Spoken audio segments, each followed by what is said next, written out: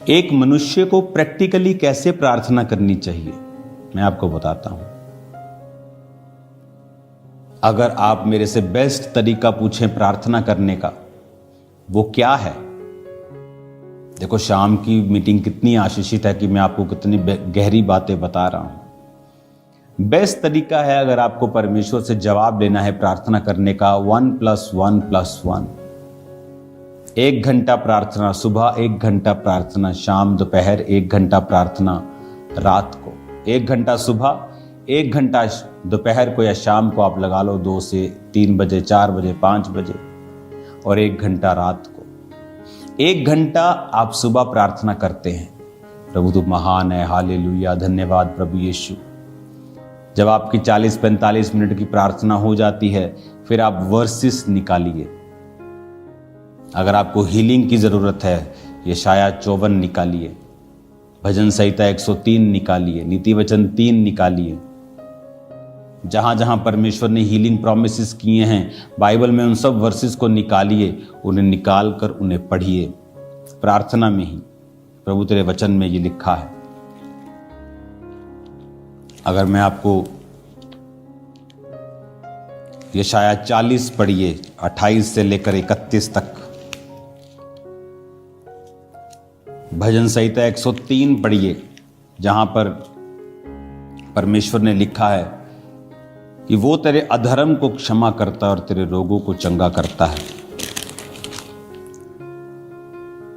भजन संहिता 103:3, वही तो तेरे सब अधर्म को क्षमा करता है और तेरे सब रोगों को चंगा करता है। इन वर्सेस को पढ़िए 10-15 मिनट, इन वर्सेस से प्रार्थना कीजिए।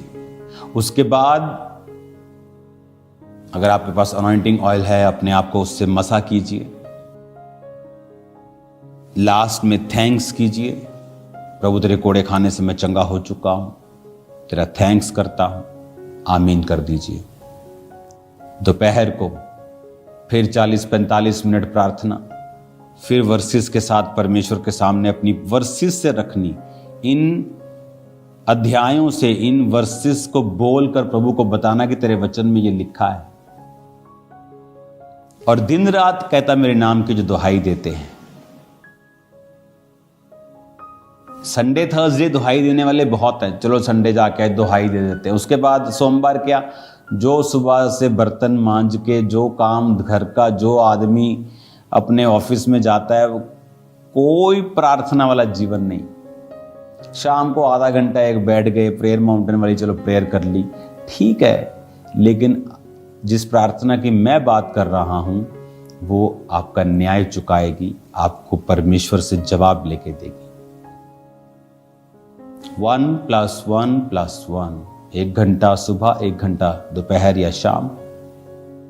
सेम धन्यवाद प्रभु यीशु, 45 मिनट आप प्रभु से अपने दिल की बात।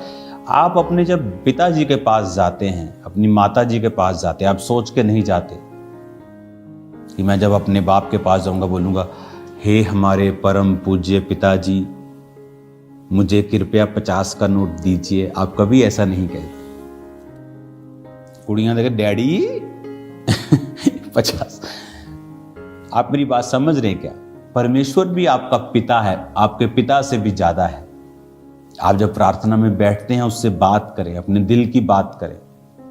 हो सकता है उसमें कुछ इमोशनल चीजें हों, इसलिए मैंने कहा लास्ट 15 मिनट फिर वचन से प्रार्थना कीजिए, ताकि जो वचन से प्रार्थना होती है उसे परमेश्वर दरकिनार नहीं कर सकते, क्योंकि वो अपने वचन का इनकार नहीं कर सकता। जब आप 15 मिनट वचन पढ़ के प्रार्थना करेंगे, पिता तेरे वचन में लिखा है कि तूने कहा तू थके हुओं को बल और शक्तिहीन को बहुत सामर्थ्य देता है, मुझे सामर्थ्य, मुझे बल दे। तेरे वचन में लिखा है जो यहोवा की बाट जोहते हैं वो नया बल प्राप्त करते जाएंगे। देख, तेरे वचन में लिखा है कि धर्मी का वंश बचाया जाएगा। क्यों? मेरे बेबी नहीं हैं जिनके पास बेबी नहीं होते। तेरे वचन में लिखा है कि तूने कहा है कि जो कोई यहोवा का भय मानेगा, उसके मार्गों पर चलेगा, तो परमेश्वर उसको उसी रास्तों पे चलाएगा जिससे वो प्रसन्न होता है। उसका वंश पृथ्वी का अधिकारी होगा। प्रभु मेरा वंश मुझे चाहिए पृथ्वी का अधिकारी होने के लिए, तेरे वचन में लिखा है। इस तरह से आप अपने केसेस के हिसाब से बाइबल वर्सेस से प्रार्थना करेंगे लास्ट 15 मिनट। उसके बाद आप अनॉइंटिंग ऑयल को अप्लाई करेंगे अपने पेट पर। अगर आपको बेबी चाहिए अपने सिर पर, आपको अनॉइंटिंग चाहिए, सुरक्षा चाहिए, आप प्रार्थना करेंगे। आप अपने फैमिली को यीशु के लहू में छुपाएंगे, फिर थैंक्स करेंगे। रात को फिर सेम 45 मिनट आप प्रभु से बात करेंगे। आप प्रभु को बताएंगे आप आत्मा में बढ़ना चाहते हैं। परमेश्वर, मैं तुझ में आगे जाना चाहता हूँ, मैं अपने दुश्मनों को माफ़ करता हूँ। खुदा बाप तेरी तारीफ करता हूँ। पवित्र आत्मा तू मेरे संग रहे। आप गैर भाषा में प्रार्थना करेंगे, अपनी सब प्रेयर रिक्वेस्ट को प्रभु के सामने रख देंगे, अपने डाउट्स प्रभु के सामने रख देंगे। फिर 45 मिनट हो जाएंगे, फिर आप बाइबल निकाल लेंगे और 15 मिनट आप अपनी वर्सेस के साथ परमेश्वर के सामने अपने केस को रखेंगे। करके आप देख लीजिए, 6 महीने में अगर आपकी लाइफ चेंज नहीं होती तो मुझे एक लेटर लिखिए कि मेरी लाइफ चेंज नहीं हुई। मैं आपको बता रहा हूं, मुझे कोई लेटर आने वाला नहीं है। अगर आप पवित्रताई में तौबा किए हुए विश्वासी हैं और इस प्रेयर पैटर्न को जो मैंने आपको बताया है आप फॉलो करते हैं, 1+1+1, I challenge you in Jesus name, आपकी लाइफ पूरी तरह से बदल जाएगी। हालेलुया। पूरी तरह से परमेश्वर का आत्मा आपको चेंज कर देगा। आपको ये बात बड़े ध्यान से समझनी है कि वो वचन में क्या कहता है। परमेश्वर कहता है उस अधर्मी न्यायी को, अधर्मी है, पापी है, अच्छी कुर्सी पर है, उसको देख। वो कहता मैं न्याय चुका दूंगा, मेरे नाक में दम ना कर दे।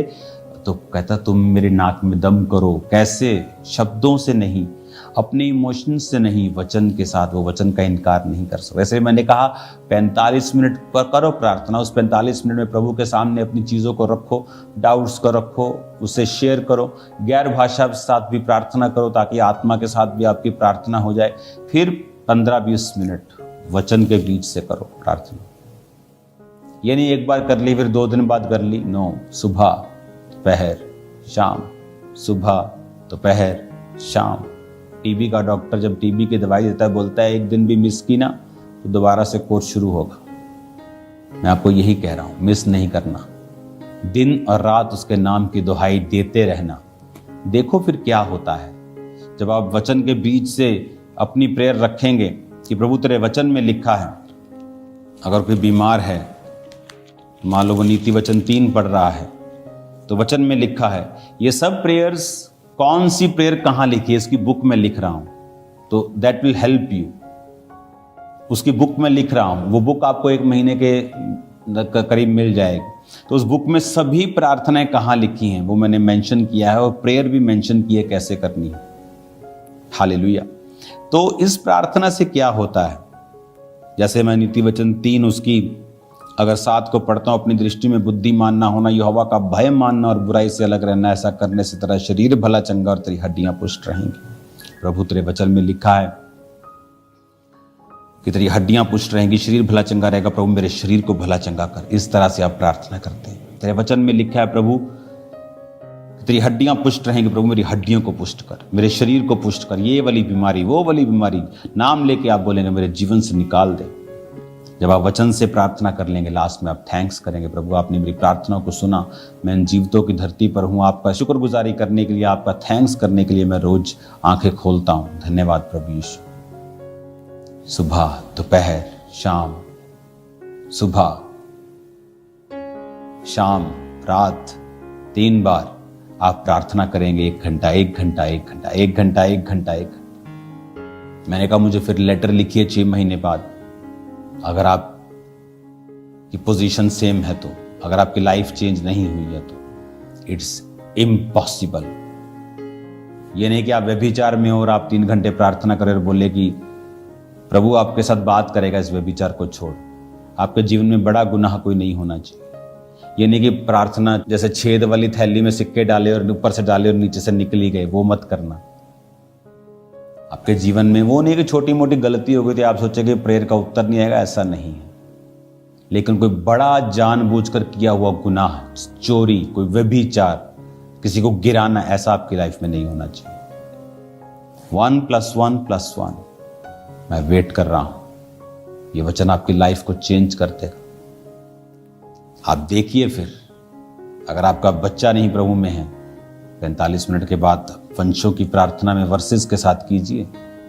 बुक तो आपको जल्दी मिल जाएगी, आप बुक से जान पाएंगे कि वंश की प्रार्थना कहाँ करनी है, डर से मुक्ति के लिए कहाँ करनी है, डिप्रेशन से मुक्ति के लिए बाइबल में कहाँ वचन लिखा है, शारीरिक हीलिंग के लिए, फाइनेंशियल हीलिंग के लिए, कर्जे से मुक्ति के लिए, दोस्त के लिए कैसे प्रार्थना करनी, भाइयों के लिए, सब लिखा है उस बुक में, मिल जाएगी आपको। लेकिन इन वर्सेस को खुद पढ़िए, ढूंढिए, आगे बढ़िए, प्रेयर कीजिए, वो आपका न्याय चुकाने के लिए तैयार है। God bless you all. प्रार्थना कीजिए 21 सितंबर तक फास्टिंग में, चर्च के लिए सब सरकारी काम जो है वो हल हों,